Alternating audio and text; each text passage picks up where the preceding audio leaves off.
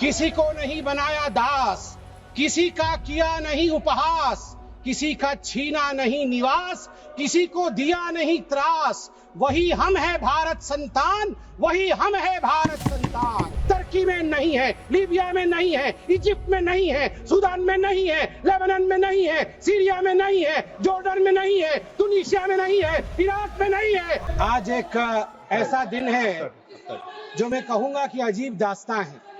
Please. मुझे एक तरफ बहुत खुशी की अनुभूति हो रही है कि एक ऐतिहासिक बिल के पारित होने के समय में आज लोकसभा में मौजूद हूं, और वहीं मुझे दुख की भी अनुभूति हो रही। हम सब भारत के बच्चे यहाँ बैठे हैं और यहाँ तकरार दो पक्षों के बीच इसको लेकर हो रहा है कि क्या भारत का एक पक्ष मुसलमानों के अधिकार को छीन लेगा, क्या भारत का एक पक्ष मुसलमानों को कहीं ना कहीं डरा रहा है, क्या मुसलमान आज भारत में सिमट कर रह रहा है। सभापति महोदय, मैं आज सीना ठोक के कहना चाहता हूं कि पूरे विश्व में यदि मुसलमान सर्वाधिक सुरक्षित कहीं है तो उस देश का नाम भारतवर्ष है, हिंदुस्तान है। मैं एक छोटी सी कविता पढ़ना चाहता हूं गया प्रसाद शुक्ल स्नेही जी का। किसी को नहीं बनाया दास, किसी का किया नहीं उपहास, किसी का छीना नहीं निवास, किसी को दिया नहीं त्रास। वही हम है भारत संतान, वही हम है भारत संतान। किसी का कुछ छीना नहीं है, हमेशा दिया है। जो शरणार्थी बन के आया है उसको गले से लगाया है। और केरल की बात हो रही थी, मैं धन्यवाद देता हूं केरल की भूमि को, प्रणाम और वंदन करता हूं केरल की भूमि को। वहीं से आदि शंकराचार्य जी भी आए और केरल की भूमि में कोडंगलूर तालुक के मेथला गांव में स्थित है भारतवर्ष की पहली मस्जिद चेरामल जुमा मस्जिद। और चेरा राजा चेरामल पेरुमल ने इस मस्जिद के लिए जगह स्थान दिया था। यह है भारत का कल्चर, यह है भारत माता। और इस भारत के ऊपर आप संदेह दिखा रहे हैं। क्या स्थिति है आज वक्फ को लेकर इस्लामिक देशों में? क्या वक्फ प्रॉपर्टी इस्लामिक देशों में है? मैं इस्लामिक देशों का नाम पढ़ूंगा जहां वक्फ का वजूद नहीं है। तुर्की में नहीं है, लीबिया में नहीं है, इजिप्ट में नहीं है, सूडान में नहीं है, लेबनान में नहीं है, सीरिया में नहीं है, जॉर्डन में नहीं है, तुनिसिया में नहीं है, इराक में नहीं है। भारतवर्ष में वक्फ बोर्ड है। वक्फ प्रॉपर्टी को कानूनन सुरक्षा, लीगल प्रोटेक्शन दिया गया है। उसके बाद भी हंगामा क्यों है बरपा? उसके बाद भी हंगामा क्यों है बरपा? मैं पूछना चाहता हूं, क्या गुनाह है मोदी जी का? क्या गुनाह है हमारा? हमारा गुनाह सिर्फ इतना है कि हम सबका साथ चाहते हैं, हम आगा खानियों का साथ चाहते हैं, हाँ हम बोरा समाज का साथ चाहते हैं, हम पसमंदा समाज का जो पिछड़ा वर्ग है मुसलमान समाज में उसका साथ चाहते हैं, हाँ हम चाहते हैं महिलाओं का रिप्रेजेंटेशन और प्रतिनिधित्व हो। क्या ये गलती है? क्या मोदी जी गलती कर रहे हैं? आप बताइए। हम सबका विकास चाहते हैं। हम चाहते हैं वक्फ औलाद के अंतर्गत जब आपकी फैमिली लाइन समाप्त होती हो उस समय अगर एक बेवा हो, उस समय यदि तलाकशुदा महिला हो, उसको नजरअंदाज करते हुए किसी भी कीमत पर प्रॉपर्टी जो है वो वक्फ पे पास नहीं जानी चाहिए।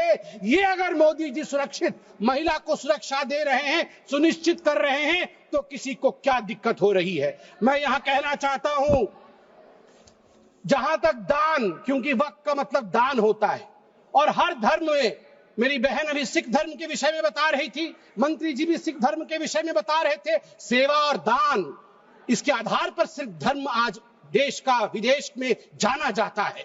हिंदू धर्म, ईसाई धर्म, सब में दान का महत्व है। आदि शंकर ने आज से हजारों वर्ष, केरल के लोग भी सुन रहे हैं, मैं कहना चाहता हूं, भज गोविंदम में दान के लिए क्या कहा था? गेयं गीता नाम सहस्रम ध्येयं श्रीपति नाम ध्येयं श्रीपति रूपमजस्रम नेयं सज्जन संगे चित्तं ध्येयं दीन जनाय जवित्तम। दीन जनों को, गरीबों को वित्त दान करो, ईश्वर मिलेंगे। भगवान का नाम लो, गीता का ध्यान करो, ईश्वर मिलेंगे। और वही इस्लाम में भी ज़कात, सदका और सदक़े जरिए के नाम से जिक्र किया गया है। वक्फ जो दान की जमीन और पुण्य के लिए, परमार्थ के लिए, धर्मार्थ के लिए वक्फ बनाया गया है। वक्फ के बोर्ड में आज जो लोग कह रहे हैं कि वक्फ एक्ट में ये जो अमेंडमेंट है ये अनकॉन्स्टिट्यूशनल है, ये किस आधार पे कह सकते हैं? 1995 में वक्फ एक्ट आया, मतलब उससे पहले से चल रहा था। 1995 एक्ट के अंतर्गत अभी हम चल रहे हैं। 1995 के बाद आप याद करिए 2013 में भी अमेंडमेंट हुआ। उससे पहले 1954 में, 1959 में, 1964 में, 1969 में और 1984 में अमेंडमेंट्स या संशोधन हुए हैं। अगर वो सारे संशोधन ठीक थे तो आज ये संशोधन अनकॉन्स्टिट्यूशनल कैसे हो सकते हैं? मैं छोटे से एक विषय को रखना चाहता हूं। आज आप देखिए, सच्चर कमेटी ने 2006 के अपने रिपोर्ट में कहा था, सच्चर कमेटी ने कहा था कि उस समय 2006 में वक्फ के पास 4.9 लाख रजिस्टर्ड प्रॉपर्टी थी। उस 4.9 लाख रजिस्टर्ड प्रॉपर्टी से मात्र वक्फ की जो कमाई हो रही थी वो उस समय 163 करोड़ की थी। मगर सच्चर कमेटी ने कहा यदि सही तरीके से इसका इस्तेमाल किया गया होता, सही तरीके से लीज दिया गया होता, फेयर मार्केट प्राइस के आधार पर किया गया होता तो 12,000 करोड़ की आमदनी होती, 12,000 करोड़ की, 10% का रिटर्न मिलता। आपको जान के आश्चर्य होगा, ये 4.9 लाख रजिस्टर्ड प्रॉपर्टी बढ़ करके हमारे समय 8.72 लाख रजिस्टर्ड प्रॉपर्टी बनी। मतलब 20,000 करोड़ से 25,000 करोड़ तक की आमदनी होनी चाहिए, मगर आमदनी हुई कितनी?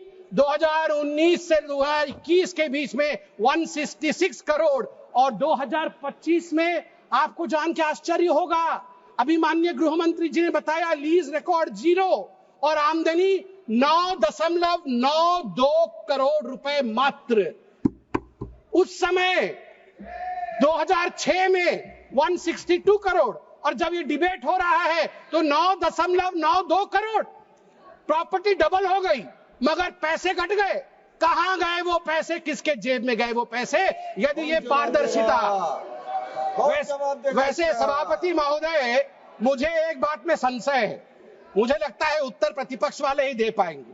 आज बड़ी चर्चा हुई है, आज चर्चा में कहा गया कि सबसे ज्यादा जमीन 3 ऐसे शख्सियत है उनके पास है, रेलवे के पास, आर्मी के पास, वो देश की जमीन है, और उसके पास वक्फ बोर्ड की जमीन है। मगर मुझे इसमें संशय है, मुझे लगता है तीसरे नंबर की जमीन तो किसी परिवार के बोर्ड के पास है।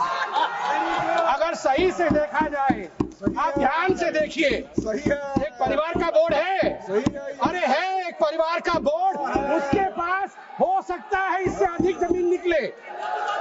सभापति महोदय, घंटी तो उनकी बजनी चाहिए, आप हमारी मत बजाइए। सभापति महोदय, मैं आपको, अरे मैं किस परिवार के बारे में बोल रहा हूँ, आप क्यों विचलित हो रहे हैं? वो उधर हैं, उधर हैं। अब आप चिंता मत करें, उधर हैं, आपको नहीं। हाँ, उधर उधर उधर, आप भी जानते हैं किधर हैं, उधर हैं। चलिए आप वक्त पे आइए। देखिए, जो ये संशोधन हुए हैं इसमें एक बहुत महत्वपूर्ण प्रावधान है कि लंबे पेंडिंग लिटिगेशंस ये नहीं होने चाहिए। मैं आपको एक आंकड़ा देता हूं, लंबे समय तक चल रहे कानूनी मुकदमे जो पेंडिंग लिटिगेशंस 2013 में 10,380 केसेस थे, जो 2025 में बढ़ करके 21,618 केसेस हो गए।